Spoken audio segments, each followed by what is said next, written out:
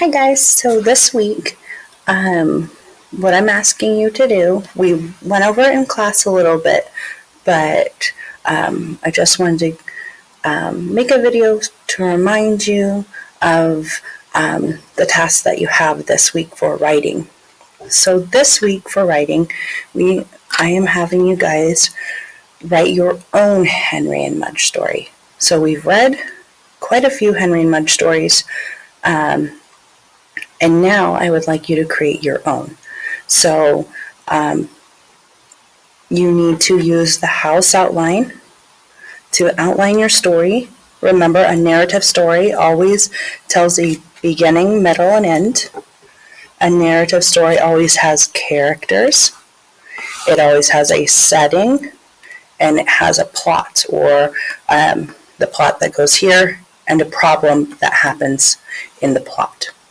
Not all stories have problems, so if you don't want a problem in your story, that's fine, but make sure that it follows a sequential order. So remember, we talked about first, next, then another next, then and last. Remember, we tell stories in the order that they go.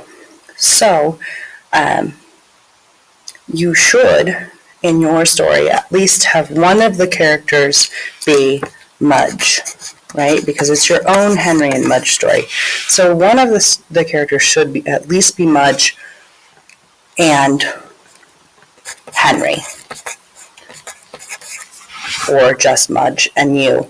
It could be, you could be in the story, your family could be in the story, you and your friends could be also in the story, but it has to be a story like Henry and Mudge.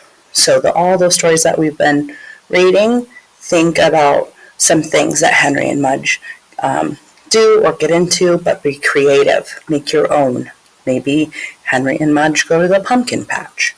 We've already talked about how to write a story about going to the pumpkin patch. So I wanted to remind you of our house outline that we made for our Henry and Mudge story. So remember, we told the first Henry and Mudge, and we said that the characters were Henry, Mudge, Henry's mom, Henry's dad. Problem was that Henry was lonely, and the setting was at Henry's house. Remember, not always there's a when, but there always is a where, like where the story takes place. We put our names and the date and the title of your story, okay?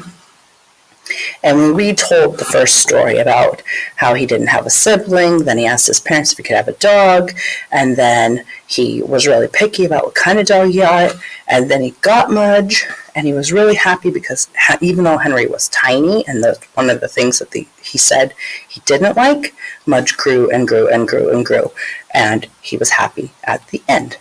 So you're going to use this. So remember, we did our house outline.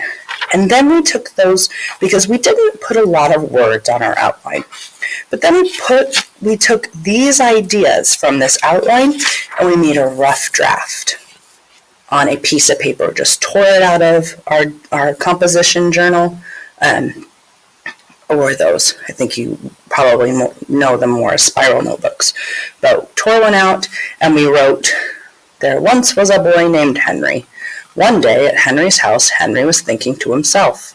So then we went through our rough draft, and we made sure it told a beginning, middle, and end, and it had the characters and the setting.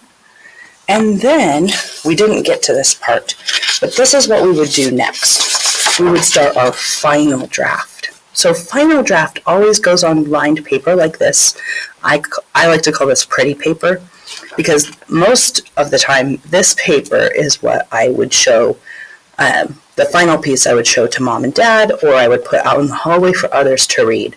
So this is where we're going to use our very best handwriting and include all of our details that we wrote on this. We're just going to transfer and write it again on this, just so it looks a little neater. And when we're done, we can draw a picture.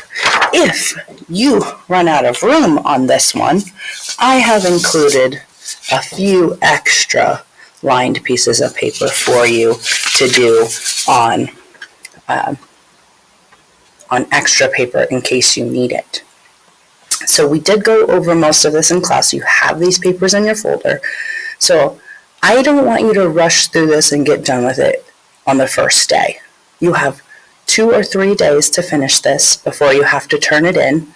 It needs to come back to school and turned in to me in your folder so I can look through it and I can grade it, and I can put it in your file. So if you have any questions, you can send me a message on Seesaw and I can help you.